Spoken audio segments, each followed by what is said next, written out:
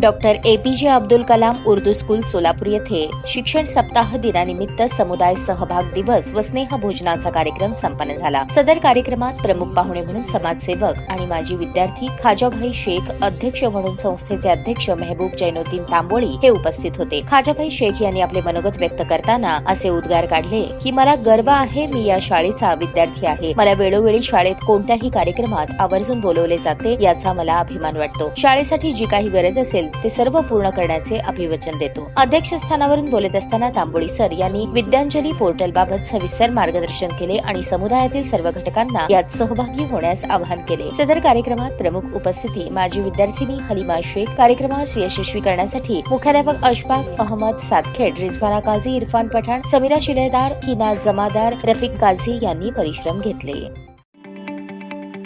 ताज्या बातम्या पाहण्यासाठी प्राईम महाराष्ट्र न्यूज चॅनलला सबस्क्राईब करा।